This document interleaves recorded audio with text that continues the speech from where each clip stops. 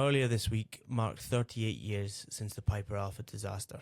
It remains the world's deadliest offshore oil and gas disaster, and the lessons learned that night continued to shape the way many of us work to this day. To mark the anniversary, I am re-releasing the episodes with both Joe Meenan and Ed Punchard, who were there that night. If you listened before, I hope you'll listen again, and if this is your first time hearing those stories, I hope you'll take something away from them. I know I certainly have. We remember the 167 men who lost their lives, and we remember the lessons that came at such a horrible cost.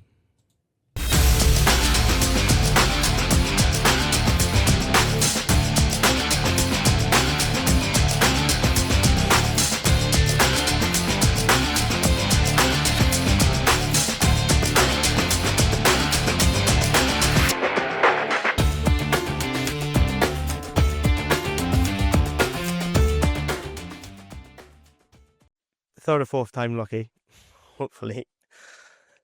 How did you start going offshore? I started scuba diving, and I really loved being underwater. And I was at a diving school, and I saw these guys who were doing commercial diver training, and they were running up a hill with a telegraph pole on their shoulders. There's quite a few of them. And a couple of weeks after that, I was doing the same thing. And after 3 months, I came out as a newly printed baby diver and took a trip to Aberdeen. And within a few weeks, I got a job with one of the best diving companies in the world. And so the games began. What year was this? 1981, I think it was. Right, okay. 81.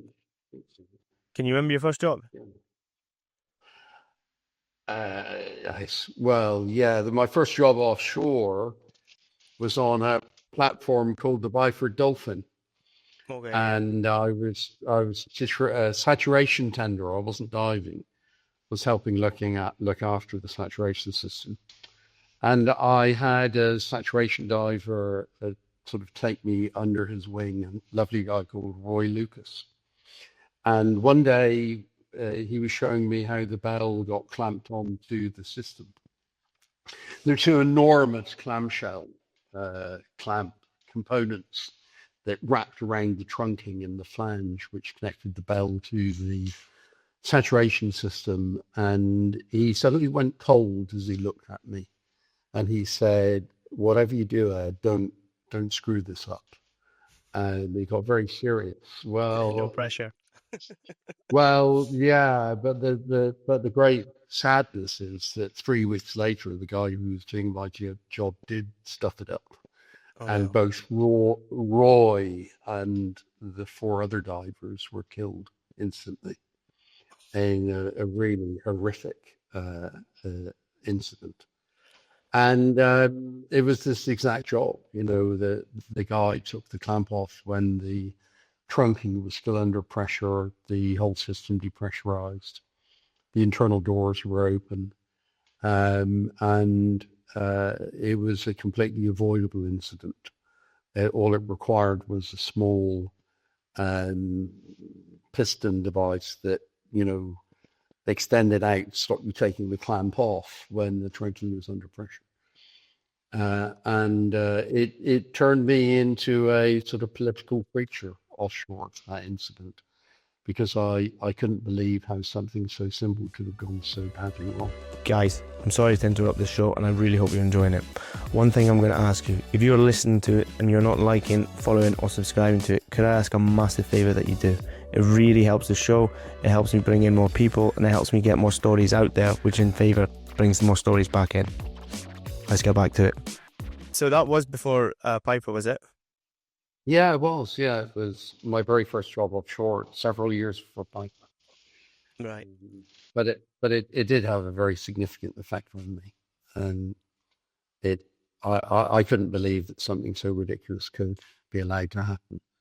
I didn't see it coming because I was as green as grass at that time. But it was a terrible, a wicked and horrific incident. And it spurred me into a sort of political mindset that divers needed better protection, that the industry needed to mature, and that the way in which things were set up offshore were unnecessarily dangerous. I mean, you don't go out to the North Sea as a diver expecting it to be, easy and safe. I knew that it was a very tough environment to work in, but for something to be so um, ridiculously and unnecessarily hazardous when, for $200 or $300 for a small device would have stopped the being taken off. Um, it was, that wasn't acceptable. How did you end up on Piper? The job just came up. I, you know, I mean, what do some people call divers? Seagulls, because they arrive, they fly in and they fly out, and it just depends on the contract and how long the contract is, and it was just another job, so I went. What was the job you were doing? It was the subsea inspection program for that year, Right. part of a 5-year cycle, all agreed with the certifying authority by the oil operator. And then they contract out the work to one of the diving companies. The diving companies employ people who've got inspection diving qualifications of various types. Everybody's got the appropriate ticket. And my job on Byford was to coordinate the work that the divers were doing, to take the work pack and make sure that all the inspection tasks and a couple of construction tasks as well were done efficiently and effectively, and that all the paperwork was properly collated and sent back, so that could then be presented to the certifying authority. And then the certifying authority issues the appropriate certification, which is satisfactory for the insurers to insure the platform. So it's important. It's important stuff. What was life like offshore back then? Well, I don't have anything to compare it with, but I can tell you what my phone was like compared to other platforms, and it was a bit of a dump, quite frankly. Piper Uh, was already by then. and oh gosh, yeah, it was very, very rough and shoddy, and the accommodation was cramped, and I mean it was okay, but compared to some of the other platforms, it was, it was probably in the bottom 10%, I would say. And if you ever had the good fortune to work on a Norwegian platform, then it paled into insignificance. It wasn't a comfortable platform. That's still the case these days, to be fair, with regards to Is it? the Norwegian Is that platforms so? being the haven that everyone wants to go to. I think Yeah. I put a video up on one of the social medias not long ago, and I think majority of the comments were, "Yeah, get out the UK North Sea. It's far better in Norway." Was quite a Yeah. lot of the comments put it that way. Can Yeah. Yeah. so, Well, I'm sorry to hear it, but I suppose not surprised. nothing changes, eh? Mm. Can you was that how many trips did you do on the Piper before the disaster? Uh, not many, two, I think. I mean, I was doing 4 on 2 off, I think. So it's probably the third swing. I'm not sure. That night, how long? Well, prior to the night, how long had you been on the platform? It was actually my last night. I was Oh. doing all my tidy up for my handover. I was due off on the helicopter the next morning. Can you recall that night? Were you on night shift? Were you? Yeah, we were doing nights for various reasons. I think there was a lot of scaffolding going on. We were in a partial shutdown. Right. So there was a lot of activity going on. There was a lot of maintenance and inspection and renewals. And I think that there was a pretty big scaffolding program which was going on in the daytime. And obviously, you don't want divers being skewered by the occasional dropped scaffold piped. So we were working nights. Can you take us back to the night on what kind of you went on shift and where it went from there? I went down very early, so I wanted to get completely on top of my paperwork. And it was just a regular night's work. Really, there were inspection tasks going on. It was slightly disrupted. There were other things that were stopping us from working, other activities. So we'd had a couple of hours when we couldn't have divers in the water, but we were all fully running. I think we'd had one lad in the water already. He completed a dive. And then Gareth Parry Davis went in, and he had only just been in the water for a few minutes when the explosion took place, which was very fortunate for him because it meant he didn't have a decompression requirement. He rushed back to the wet well. Right, and then, because I take it you were out on deck at the time. You must have felt the full impact.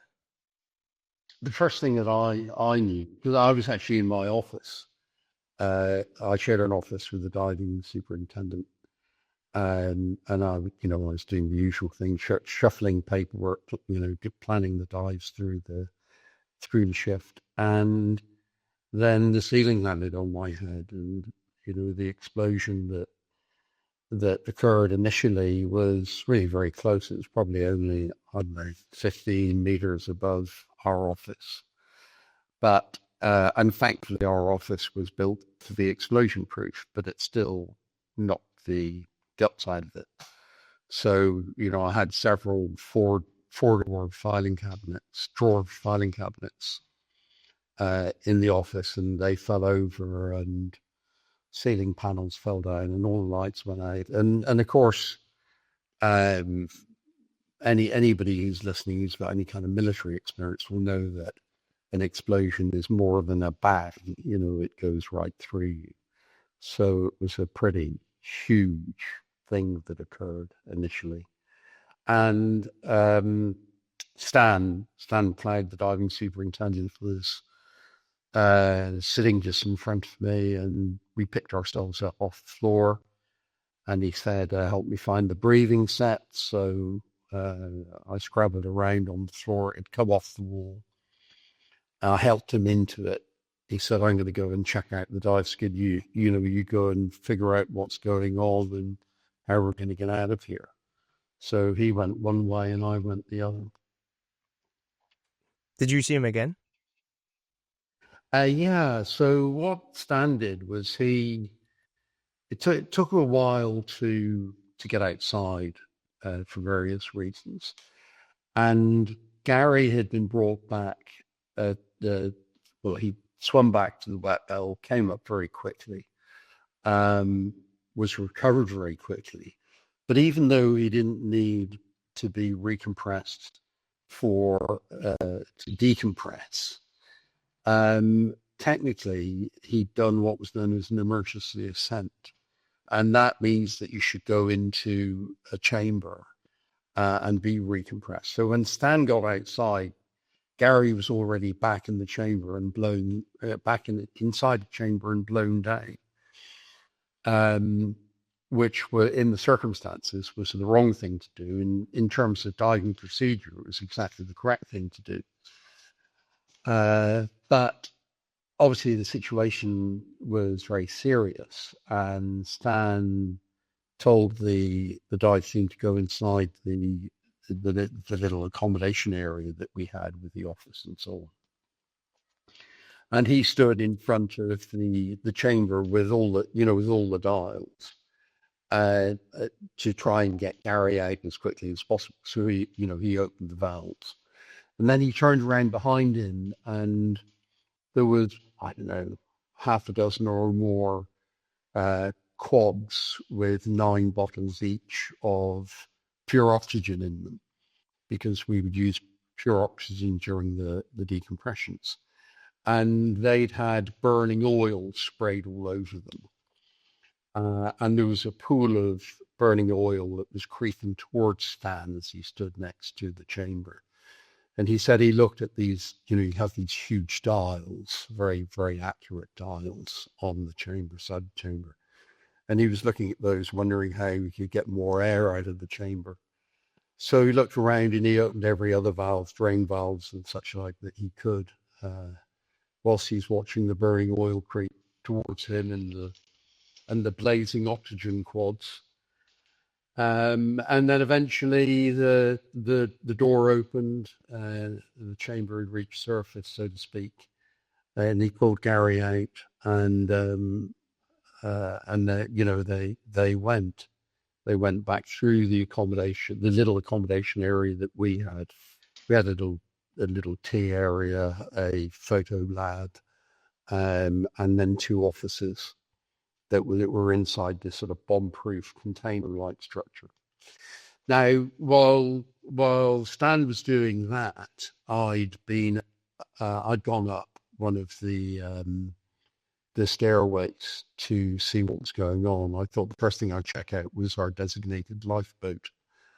So I just followed the normal route, and as I got up we were on the cellar deck.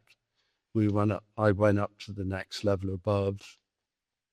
I walked past the entrance to the control room, and one of the operators who'd been really quite knocked about in the explosion was being carried out of the control room. He looked in a bad way, and was about to be carried down the stairs. I went towards the pedestal for the crane. You had to walk around the outside of that to get to the next stairwell to the upper deck where our lifeboat was. But there was too much smoke to do that. I, basically was faced with all the smoke. Now, I'm glad I didn't try and walk through it, because I would have just walked into the middle of an oil fire if I had. I couldn't actually see a fire at this stage. All I could see were some very small fires that were dotted around on the center deck. But there was a lot of smoke that was pouring out around different parts of the platform that I could see. But the smoke restricted my access. So I just walked back. I walked back to the northwest corner, back down the stairwell, back along the cellar deck, and into the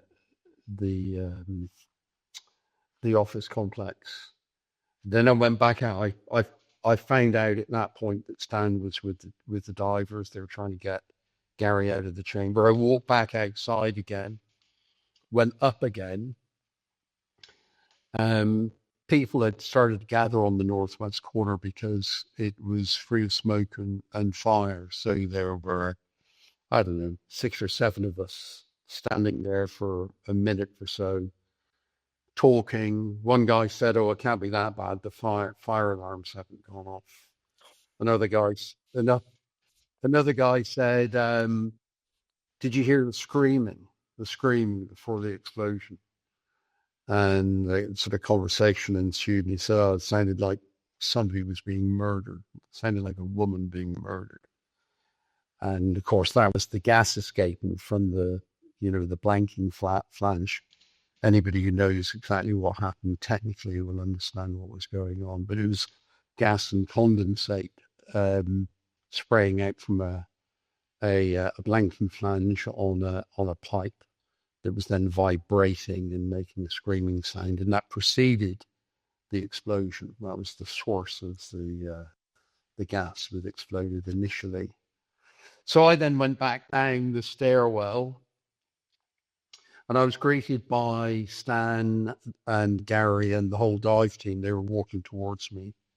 And so Stan looked at me and said, "What's the score, Ed?" Or something like that. And I said, "Well, we can't get to the lifeboat. We can't get to the heli deck. Can't get to the galley. There's no way up." I'd established that because of all the smoke. And I was looking around. The divers then found one of the big chests with life jackets in them. So one of the divers opened that up, as I recall, and was handing them out.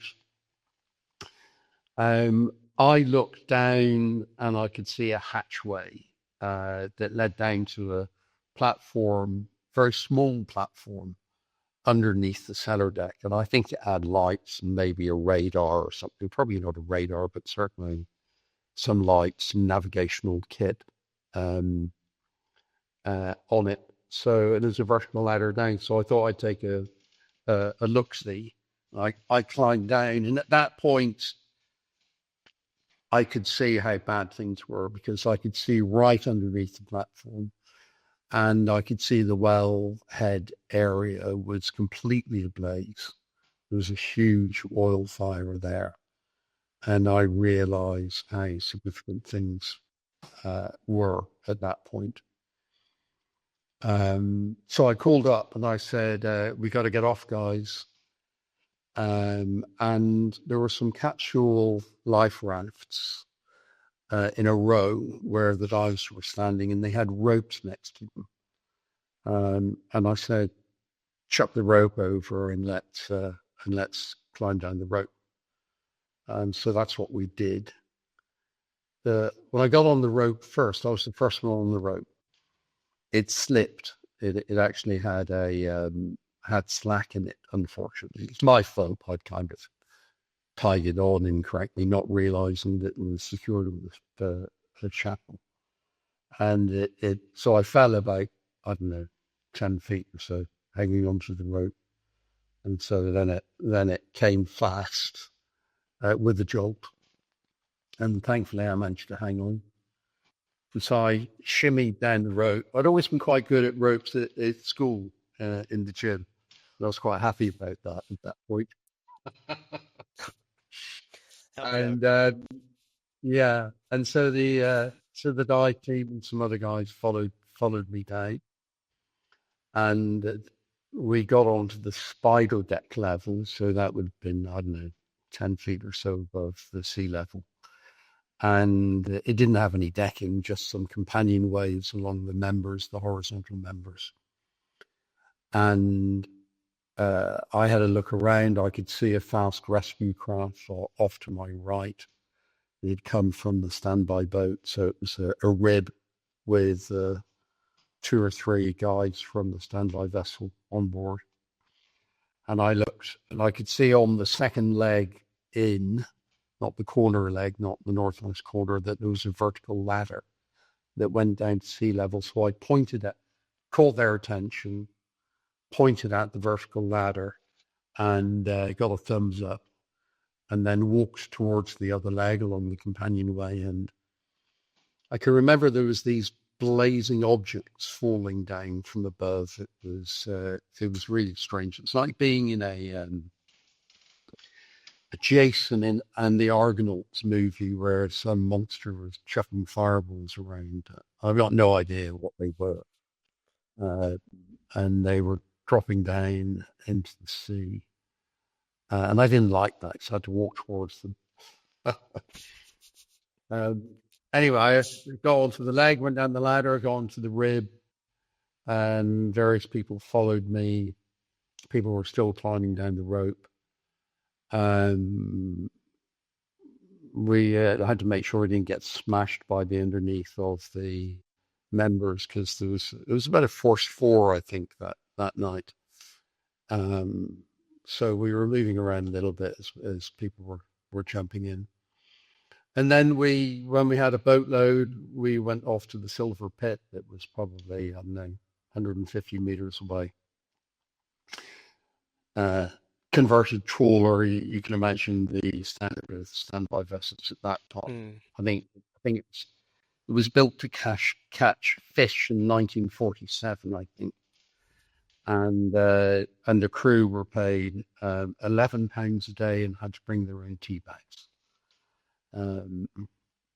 Bloody hell. So we, I don't know how many, with maybe 10 of us, then climbed onto the Silver Pit and gathered ourselves and looked back.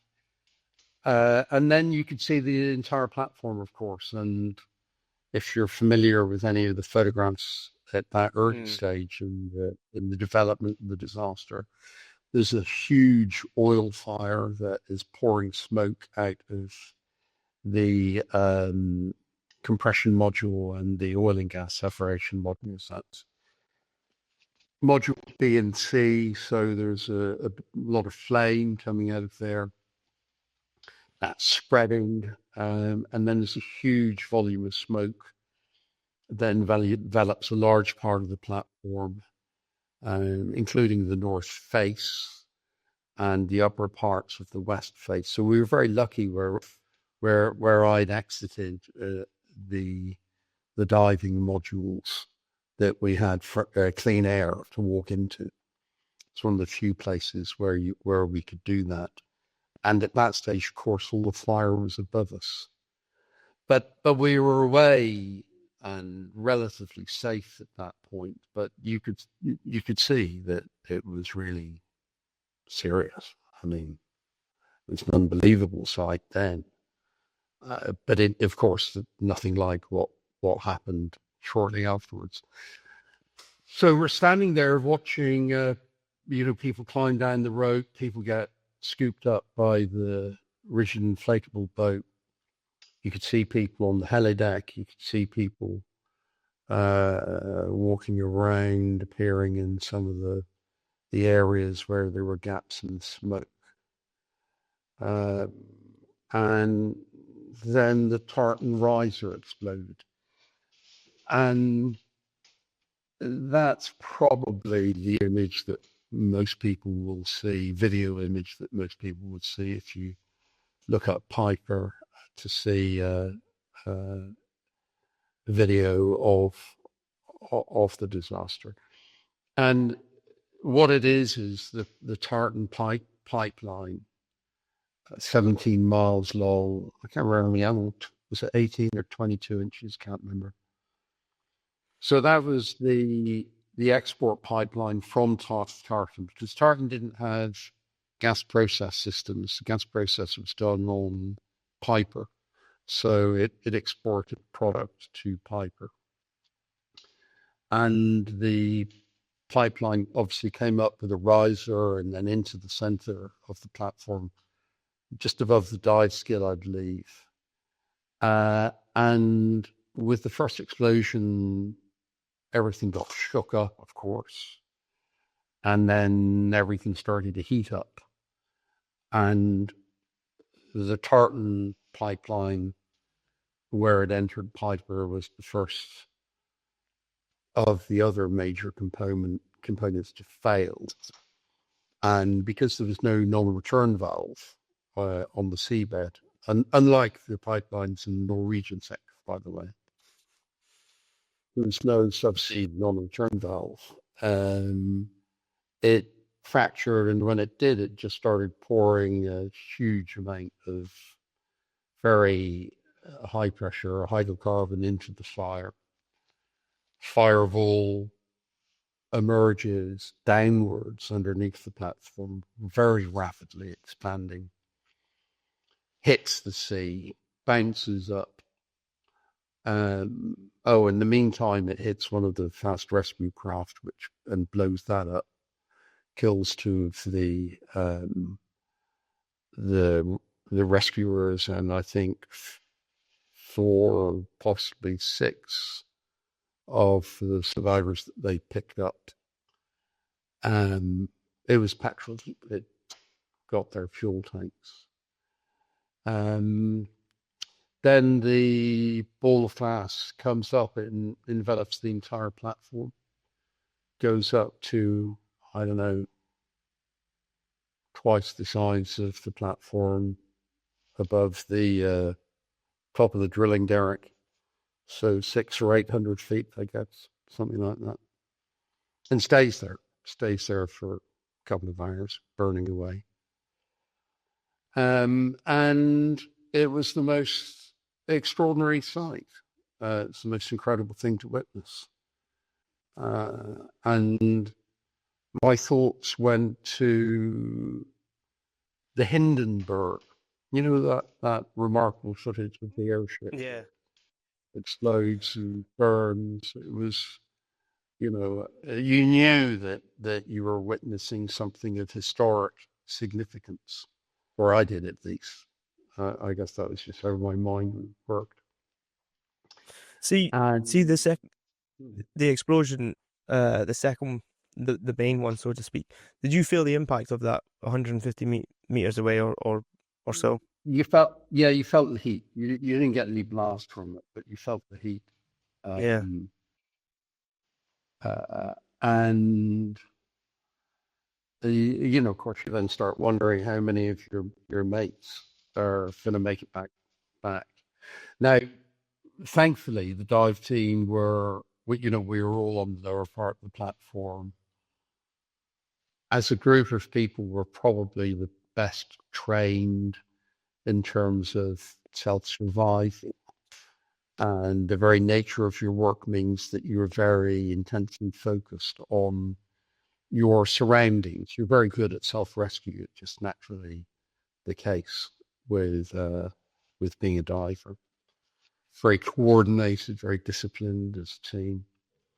And we were moving as a unit, but only about half of us had got off before maybe 2/3 before the second explosion, before the Tartan explosion. I think 3 or 4 of our team were on the spider deck level when the gas riser exploded. So they saw the ball of inferno coming towards them and jumped in the sea. Stuck their heads underwater, hung on to the leg. They subsequently got picked up and brought back to the Silver Pit, the standby vessel that we were on. And they had, I don't want to make light of this in any sense, but they had relatively light burns on their heads and faces. So they were, it's blistering, but nasty blistering on their foreheads. And they got picked up. They got picked up subsequently by another one of the rescue craft. The rep didn't make it. The Occidental rep, Barry Barber, who was a lovely Australian guy actually, who worked very closely with us. He was the Oxy representative, working closely with the dive team every day. I reported to him on more or less on a daily basis. He wasn't my boss as such. Stan Clegg was the diving superintendent, but he didn't make it. He jumped into the water, but he was a little bit older than the divers, the dive team. He smoked, so he probably didn't have quite the same level of fitness, and sadly he didn't make it. But the dive team got off intact. We lost some technicians and we lost, I think, 1 or 2 of our riggers. Good guys. But I think the survival rate on the dive team was about 80%, which was the reverse of the other teams. What's going through your head though at this time? Because obviously I guess it's one of them. It's quite difficult to imagine. Well, it's very difficult to imagine, that scenario. But for you to act in that way with the kind of chaos that's going through your head, what were you thinking? Well, it's very curious what I was thinking. I was thinking about the movie The Planet of the Apes. Now, I'll tell you why. The very final scene of Planet of the Apes. Do you remember it? Remember Charlton Heston when he sees the Statue of Liberty? Oh yeah, Okay, so he realizes that there's been a nuclear war in this crazy planet he's been on, is Earth, and the people who control the countries have had a nuclear war, and the whole place has been blown to smithereens. And he breaks down and he starts screaming, "You did it! You did it! You finally did it! You crazy!" And it's very shocking that But because I'd been so involved in safety of divers, I wasn't surprised by what, and the bad stuff, the Byford Dolphin and other things. I've lost, quite a few mates diving. Do you know 75 divers were killed in the North Sea over the years? It's very dangerous. Yeah. Oh, no, 100%. And I had a few scrapes myself diving. Really got sucked into the thrusters of the Seabex one once. So I had this sort of epiphany whereby I realized I was present for the big one. And that was a big surprise to me. I wasn't surprised that it happened. And I had this crazy scene came into my mind. But I said to myself, I'm not going to do a Charlton testing. I'm going to do whatever I can to make a difference because I'm here. There's nothing I can do about it. I'm alive. So I got busy. And so I started the first thing I did was got a pen and paper. And I started writing down the names of everybody who survived.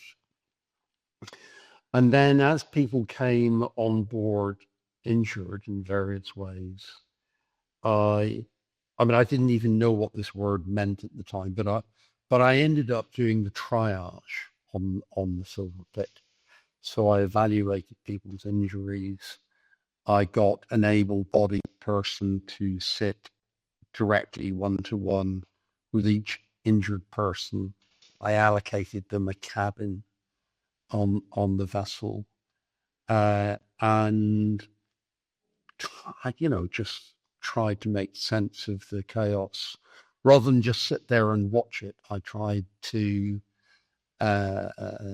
make it better somehow. And I was very fortunate. I had great clarity of thought. I had great clarity of thought when I was on the platform, and when I saw that, understood the extent of what was going on, realized that we all had to get off really fast, spotted the road, made sure that, everybody realized that we need to get moving now. And so that, that, I don't know, a group of 20 or so of us were on that northwest corner. They followed me down. And I carried on with that mindset on board the Silver Pit. And it's probably not widely recalled, or even if it was ever fully understood, that on the Silver Pit, on that standby vessel, the rescue, maybe not, well, to a degree, the rescue, a small part of the rescue, but certainly the management and survival of the survivors was coordinated by the divers and the dive team. And again, we were very lucky that we were very disciplined. We had a structure, there's myself and Stan, and we were used to operating with sort of military coordination, if you like. And so I made sure that each injured person had somebody to look after them. And then when the helicopters came after, over 2 hours, took 2 hours to get out there, of course, that as soon as I started seeing them, I went up to the bridge and got on the radio and called them up. I mean, that in itself was quite a scene because Channel 16 was completely overloaded. There were people screaming and shouting, and there was all kinds of traffic, and I just had to keep trying to break through. And I called out for a helicopter that was positioned in a certain position in relation to us. I identified us as the vessel that was in a certain relationship to, I don't know, off the western side of Piper Alpha. And I got a response. I think it was Rescue 138, they were called. And they came back to me, and I told them how many people we needed to evacuate. I think I identified 7 people as needing an urgent recovery, 3 in particular. So they took 3. They had room for 3. We came over and we got them onto the back deck. Eric, the Frenchman who subsequently died, sadly, who was in a terrible state with his birds, spent time with him trying to keep him conscious. That was very difficult. It's probably the hardest thing of the night for me, was being there. But we got them, stretchered them, maneuvered them up through the superstructure of this old trawler. It's really difficult to get them into a position where they could just be picked up.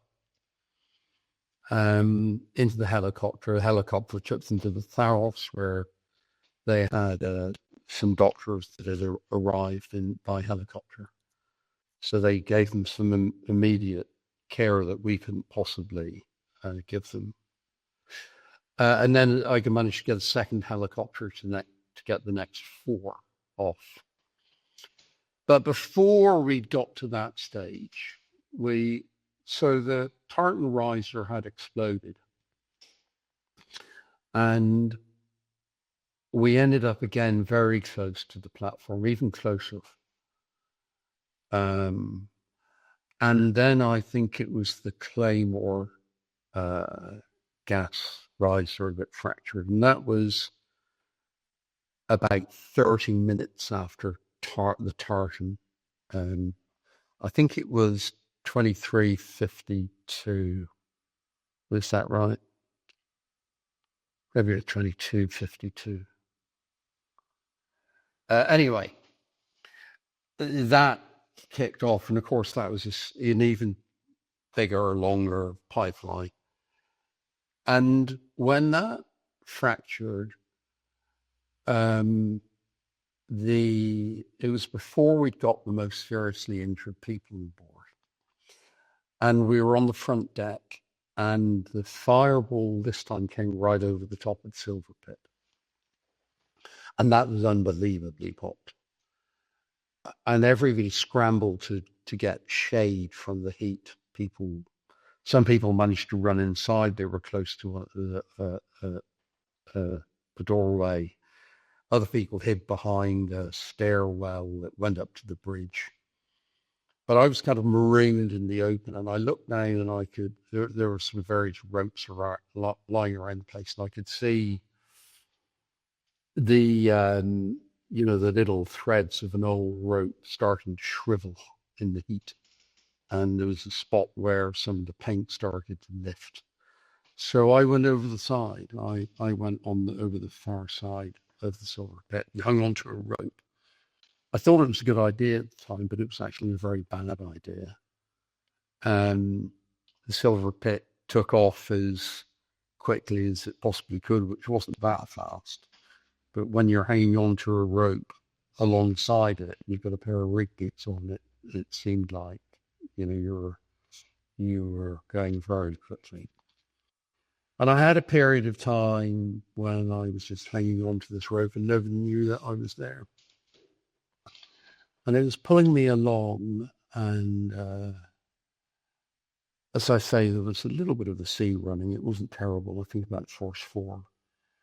But I started to spend time underwater, because as the waves rolled down the side of the vessel, I would go underwater and then I'd come back up again. But thankfully, being a diver, I was okay to a degree with that. I just thought, I just hold my breath when I'm underwater, and then I'll take a breath when I can. But the worrying thing was I could feel the rope slipping between my fingers, and I thought, if I come to the end of this rope and I can't hang on any longer, I'm done, because I can't get these Tartan boots off. I managed to flick one of them off. I couldn't get the second one off. And I started thinking about my baby daughter. And when I thought about her, the rope stopped slipping. It was quite extraordinary. And in amongst all this, Gareth Parry Davis, had spotted me, and he was screaming and swearing at me, telling me to hang on. And then he started shouting at other people to get the skipper to stop the boat. And then eventually it stopped. The boat stopped, and I was pretty worn out by this time, and they pulled me in. And we got away from the platform by this time. So I sort of gathered myself and went inside and took my overalls off, threw the rig boot that wouldn't come off my foot over the side in disgust, and went inside, and I found another pair of overalls hanging up, and there's a pair of rig boots in somebody's cabin. Door of the cabin was open, and I thought, well, I'm sure they won't mind in the circumstances, so I took those rig boots and I went on, and I just carried on with. But that's when I'd already started making a list by that time. But that's when we started to get people who were very badly injured, burned on board. How much did Piper change your outlook on life?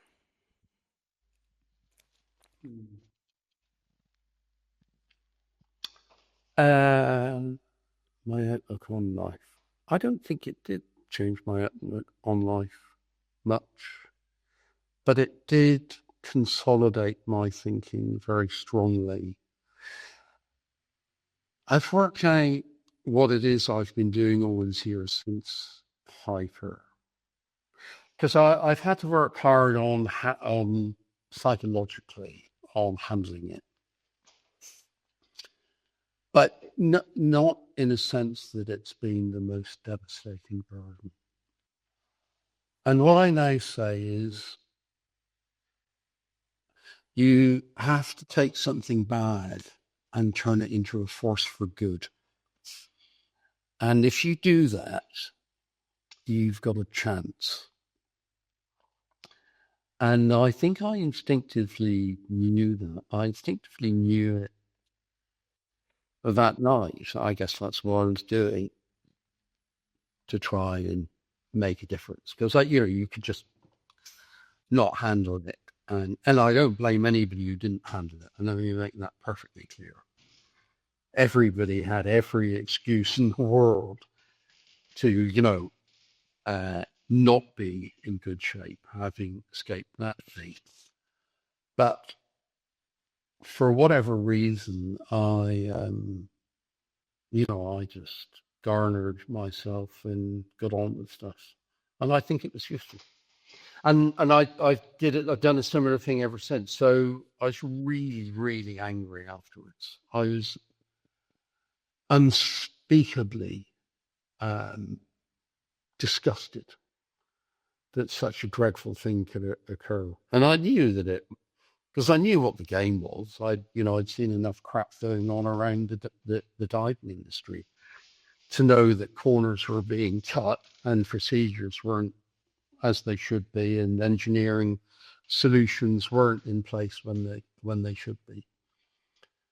But the thing was, I'd been at uni and I'd studied political theory, and I knew some tricks about lobbying Parliament and speaking to parliamentarians, and I'd been the press officer for the Divers Union. So in the immediate aftermath of Piper, I became every journalist's best friend. Because you can imagine these guys, they're faced with this crazy industry, incident. And what the hell happened, and what the hell is an oil rig anyway? So I ended up telling journalists, TV journalists, print journalists, members of Parliament, anybody I could speak to, what had happened and what I thought had been going on up there. And I knew a lot because of this work that I've been doing for one of the Divers Union, the Association of British Professional Divers. So I launched myself into all that. I did a lot of very busy work. And I also decided to write a book about it. And that was published on the first anniversary. And Lord Cullen, who you'll be aware led the public inquiry and did a fantastic job. I met him at a conference on the 25th anniversary. And I said, I went up to say hello, and I said, Lord Cullen, my name's Ed Punchard. I don't know if you remember me. And he said, Ed, of course I remember you. You wrote the first inquiry into the Piper Alpha disaster. I thought that was an enormous compliment. I was very pleased with that one. But I did. I wrote a book about it, and but then I decided I had to do something for myself to make sure that I didn't become what I would describe as a disaster has been. Because, you can only stay angry and campaigning around an incident that ages for a certain period of time. And I didn't know what to do really, but I knew somebody who'd done a very interesting university course in Australia. And it was a graduate degree in maritime archaeology, which is basically the study of shipwrecks. And I thought, well, that would be a nice thing to do, because I really like being underwater. And I'd always been interested in maritime history, and I'd always liked diving on shipwrecks for fun. So I found out about it, and they only ran it every 4 years, but it turned out the timing was perfect. So about 18 months after the disaster, I went to Fremantle, next to Perth in Western Australia, and I did this graduate degree, and it was great. The sun shone. I did some really lovely diving. It's a really nice place, really easy place to be, and it was very good for me. And then I, tried to figure out what to do after, as a consequence of no longer having a career, place to live, marriage. The whole thing went down the tubes. Yeah, I take it that Piper would have been your last trip offshore, so to speak. Then was it? Yeah, pretty much. I did go offshore once, very briefly in Australia. I wanted to just see how I felt, so I was away on a very brief job for a few days. How did you get But on? no, I didn't like it. No, I can't imagine. I didn't like it. The trouble is, you see, when something so violent happens so suddenly and unexpectedly, it teaches your brain that it might happen again. So it's very difficult to eradicate the a sort of background anxiety. Now, that doesn't mean to say that you can't carry on having a compelling life. I actually believe the opposite is true. I think you absolutely can. But there are certain things that just stay with you. You can't get rid of it, and they come and they go to a degree. I have noticed now I'm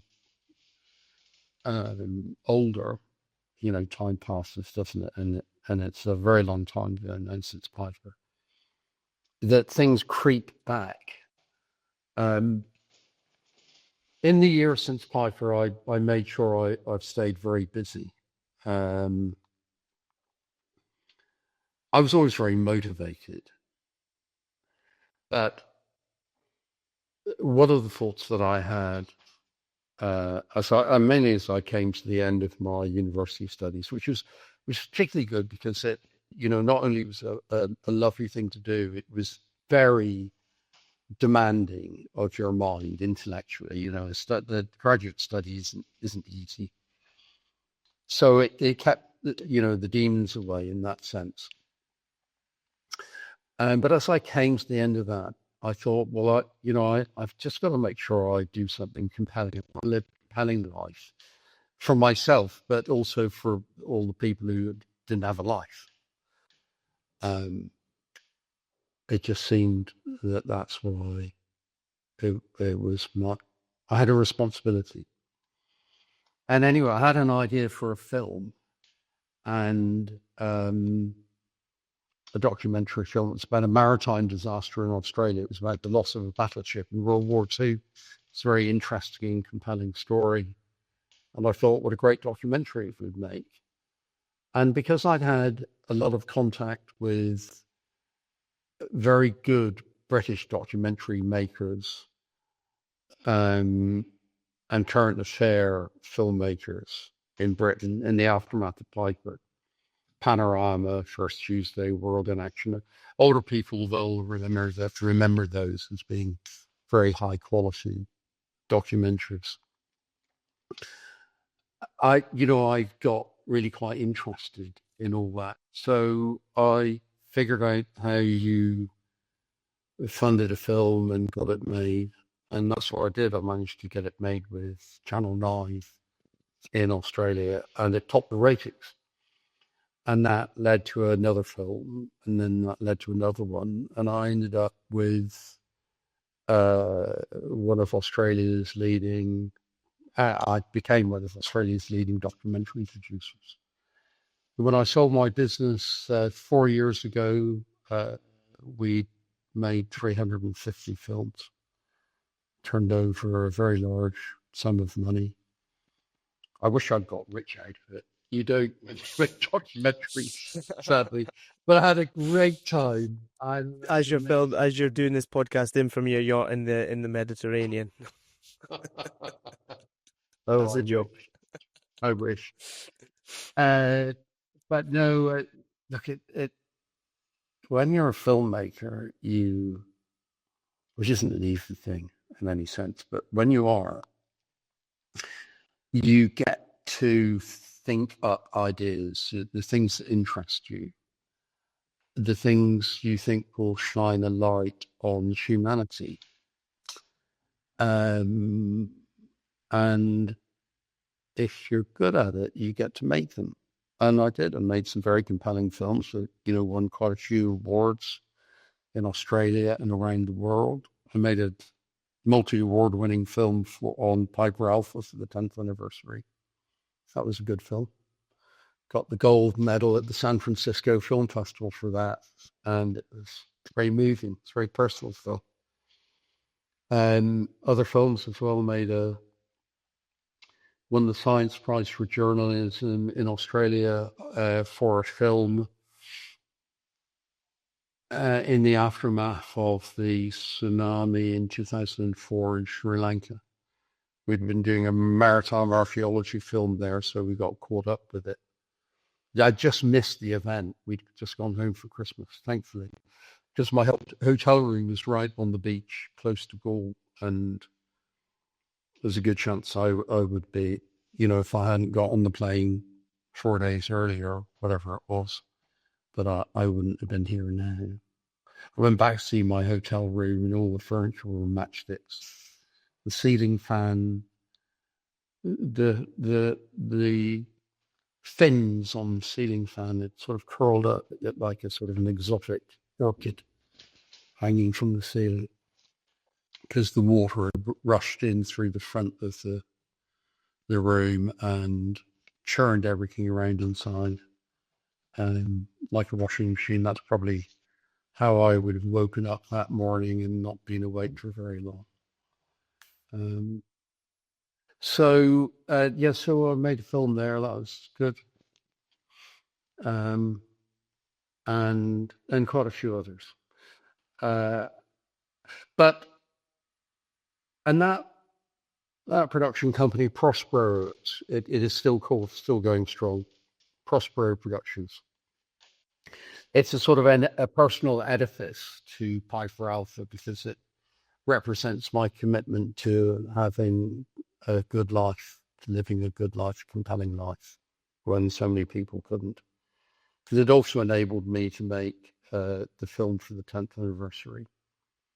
For the 20th anniversary, I decided that I would start a scholarship scheme in the name of everybody who was lost on Piper. So I have this ambition to have 167 scholarships for the people who were lost. It hasn't done fantastically, but I've got 26 of them done so far. They're done at Aberdeen University and Robert Gordon's Institute in Aberdeen, funded by APITO, the offshore standards organization, who've been enormously generous in doing that.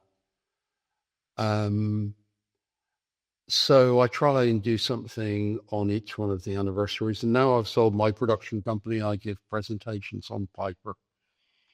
So if you're out there and you work for a decent company, I would be delighted to give you a presentation on Piper Alpha, but it will cost you a scholarship. That's the deal.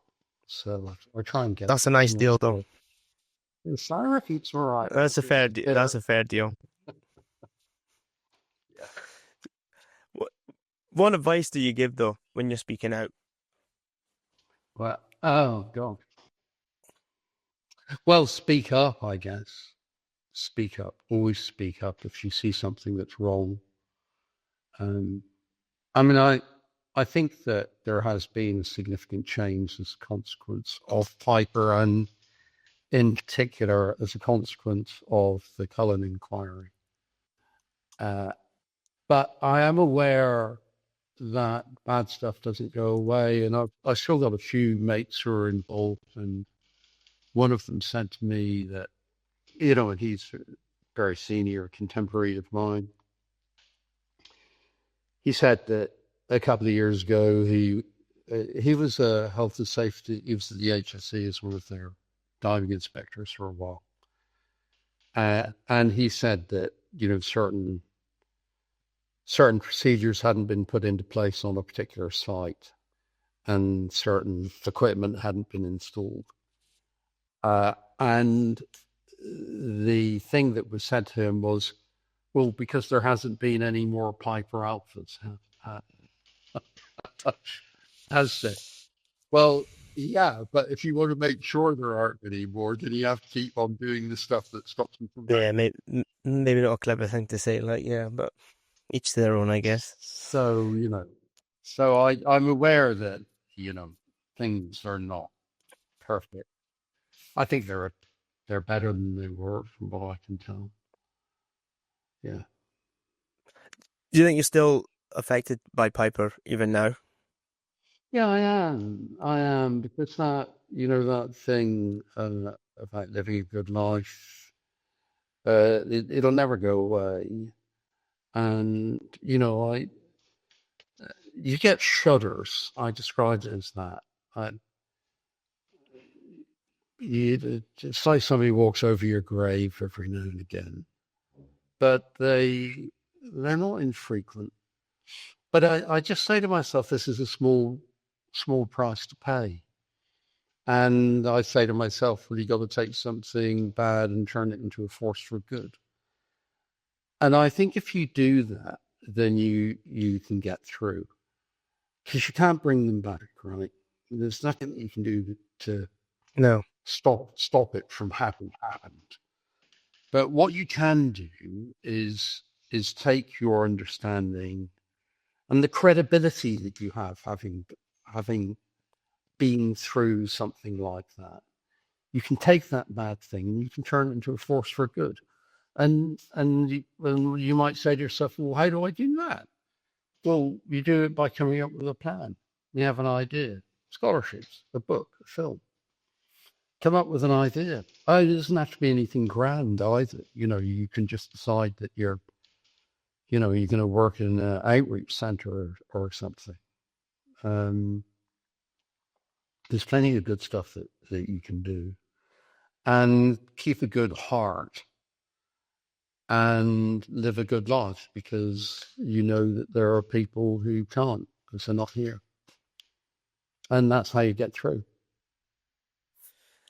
Do you think there's anything you would have done different that day? I wouldn't have jumped over the side of the boat, that's for sure. No, that makes sense. Yeah. The Yeah, that's really stupid thing to do. Well, was it stupid? It's understandable, but I wish I hadn't. Because I, you know, yeah.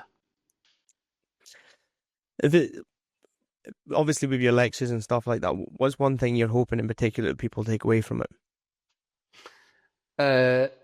I'd like them to think that you can get through bad stuff when bad stuff happens, because the bad stuff I mean, well, other bad stuff happen, of course we all do, but my point is that bad stuff, generally speaking, is nowhere near as spectacular as Piper Alpha. You know, it could be a car crash, it could be a miscarriage, it's, you know, losing somebody you love. And we all have to find a way to get through. I mean, the loss of a career is a very bad thing. You know, plenty of people lose work.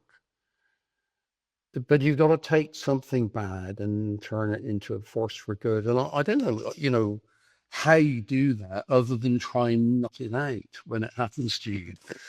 But you have to keep a good heart, and you have to find a way to maintain a perspective when the going gets tough. I have all kinds of little sayings that I keep in my head. You know, when you fall off your horse, you pick yourself up, you dust yourself off, and you start all over again.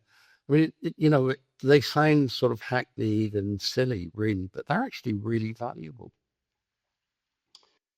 I'm really pleased by podcasting.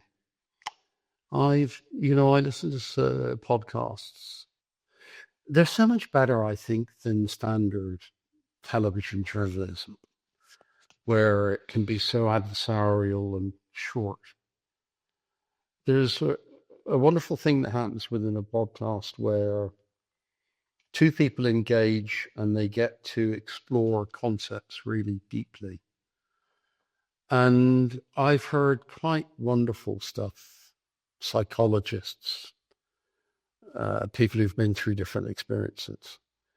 And I think there's great inspiration that can be drawn from this media form. And I'm a filmmaker, right? I mean, I used to be a deep sea diver, but I'm a filmmaker. So I spent, decades thinking about what makes a compelling narrative, what makes something accessible and worthwhile to listen to watch as a human being.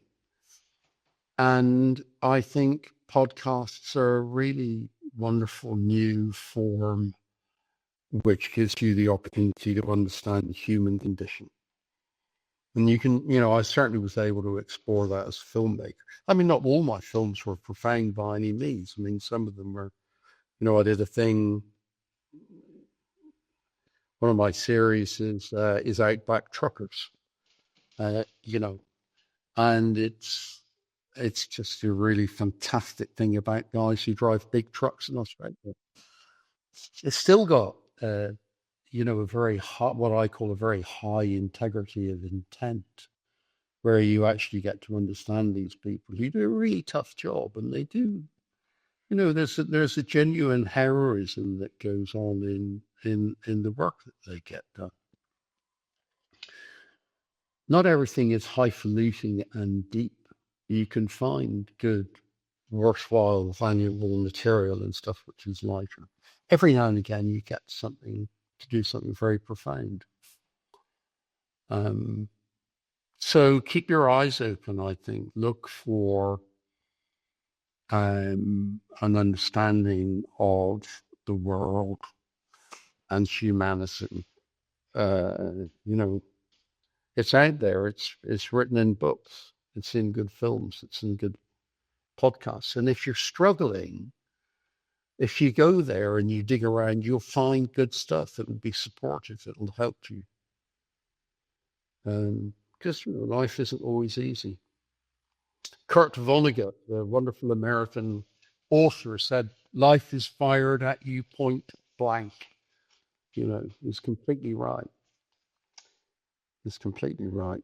He was a prisoner of war in World War II, American God, and he was incarcerated in Dresden um, at the time of the terrible raids.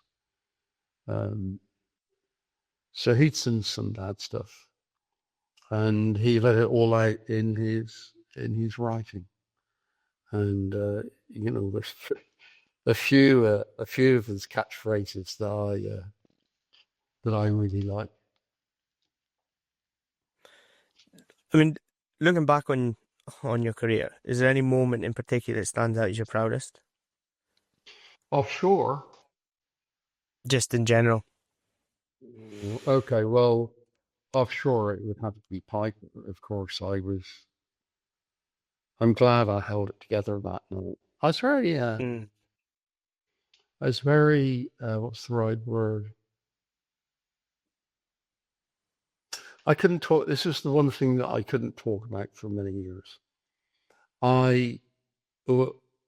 Those hours, well, however many hours it was, 8 hours was it, between the thing blowing up and then getting on the helicopter. I was euphoric through it. I had a very clear mind. I was effective. I found it light and easy, and I was ashamed of it.